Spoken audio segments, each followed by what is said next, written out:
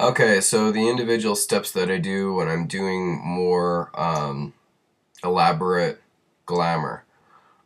First of all, um, you're going to want to put on matte protectant and moisturizer. I mean, you're going to want to put moisturizer on before and after if your skin is particularly dry prior to putting on your foundation. Just from the standpoint of you want your skin to be moist enough that you're not going to create cracking and peeling and dry patches on your skin. Makeup is something that I would limit to about 3 hours of you being out. You can go like 12 hours or all day if you need a touch up, but just know that you'll pay the price the next day. Especially for guys, we're more upbeat. So basically, don't care about if if you happen to be in a position where you have to get your makeup off, because it's more important to live life than to put on makeup and look pretty all the time. So if you want to just look masculine, I would suggest, sticking to the basics. Get a good waterproof mascara, especially for photo shoots, for YouTube, anything like that. Putting on makeup is kind of a common thing that most YouTube people who throw videos up on YouTube do. I throw videos up when I have it on, when I don't have it on, because it doesn't matter. It's my life.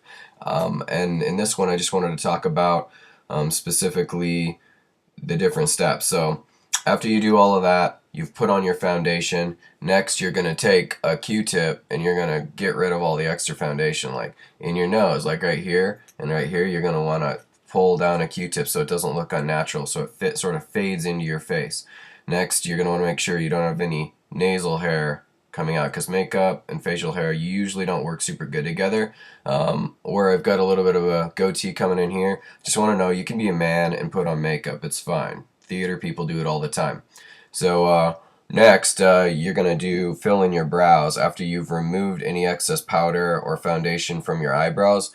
Then you just throw on whatever colors, whatever you want on there. You can make your brows arch higher or lower. Just try to stick to your hairline. See this? I can make myself look more villainous or more intense if I put makeup up on that arched brow there. If you keep it a little lower, you're going to have a little bit more of a calm look. And then, of course, if you want to have a more feminized look and you have lighter color hair, don't put anything on your brows whatsoever. Um, Next, you can throw on some gold lipstick, silver lipstick, blue lipstick. Those are the colors that I like to use as a man. I like to steer away from reds and whatnot, just because I feel like that's something that is very viewed very much as feminine. And you can do that, but I'm just saying, like, people will start to accuse you of being a girly boy or whatnot if you put on makeup regularly. The thing is like, you can be whoever you want to be. You can wear makeup, you can like choose not to wear makeup. The psychology is what's inside your heart and mind. Don't let anyone tell you something doesn't look good if that's the way you want to represent yourself. No one has that right. If you are in a particular organization that requires it, and you've signed on to that, or you have a job that requires it, that would be the exception to the rule. Now, you always have a chance or choice to leave that job if they won't allow you to express yourself and you feel like that is worth more than that particular job that you're in. What I always tell people is that no matter what situation you're in, I mean, apart from being in a cage or being in prison or something, you have the right to go and express yourself how you want, and you can align yourself with jobs and careers that allow you to self-express if that's important to you. Now, now, continuing on, why do I do makeup? Why is it important to me? Well, when I first got approached by the idea, I was like, "Wow, that's kind of gay, isn't it? You know, that's kind of feminine." And I was like, "Well, I don't want to do that." But then I found out how common it was, and in modeling, they're like, "Look, you got to learn this in California. You know, it's like, did you bring a makeup artist?" And I'm like, "Makeup artist?" And then so I learned that I had to learn how to do this basic stuff. Then I took it to the next level, kind of exploring how I felt I should represent myself. So now that you've gone through all these steps of makeup, you've thrown on some eyeshadow, to make, like, if you can look at my eye, right down under here, you've got you can put on some different colors, but as a guy, don't put on mascara on the lower lid or it will flake everywhere. The upper lid's okay. Throw a little bit of that on. Um, and then of course you can put foundation above your eyes if you want to do that as well. Check for certain spots. Like you can see a spot right here I'm going to have to touch up with foundation. Make sure it's all uniform and that it goes to all the edges of your face all the way up onto your ear. You can put makeup on your ear. I've done that sometimes. If you want a very uniform look, a little bit less natural, but it is uniform and it will pull them into your face versus outwards. Continuing on, I would say lips are optional, or you can just not do eye makeup and do something with your lips. Some people believe that it can be overdone if you do both, and I just say, well, it just depends. If you have like a flesh-colored lipstick or something not a little bit too bright, it's just about whether it works for you and whether you like it. That's the most important thing. Right now, you're gonna be thinking about, okay, well, why did he put teal on his eyebrows? It's like, well, because I experiment. I don't stick with one thing because I believe that limits your progression when you're dealing with makeup. Now, the other thing is like, so there's some basic rules, like pretty much have no facial hair. That's pretty important, or very little if you're gonna have any kind of makeup on. That's basically something that I would say is universally more accepted when you're clean shaven. Uh, Now, I think I've already gone over that, so rather than play stuff in a loop, if you have any questions, definitely message me below, and I will explain the different attributes of each makeup style.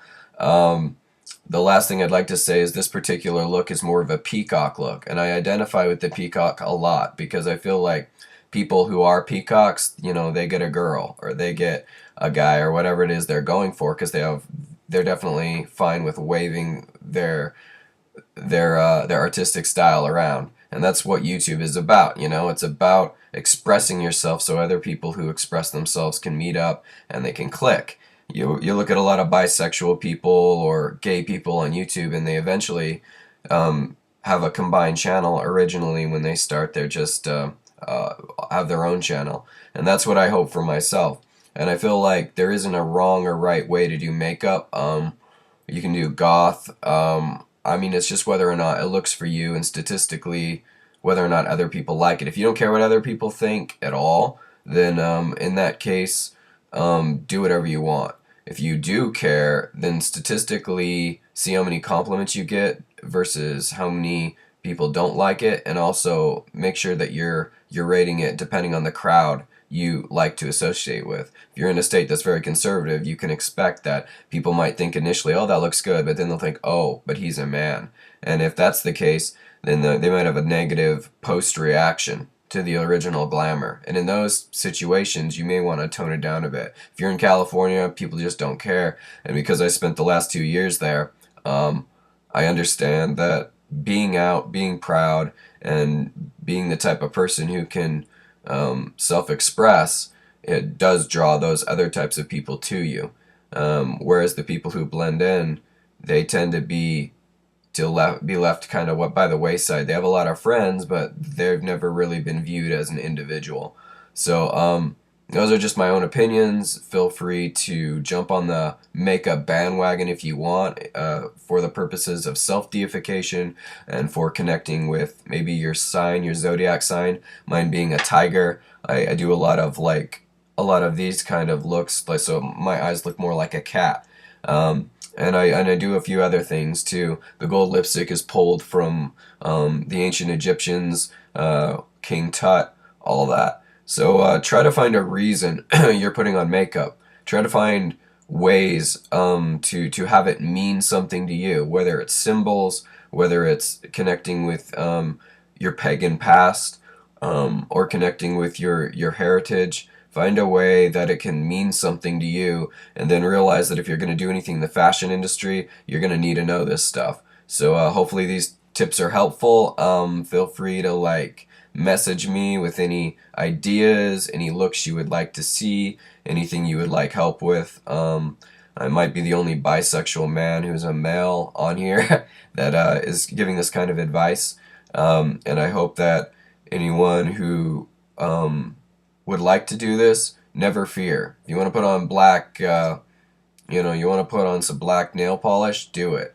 Do whatever you want to, whatever feels right to you.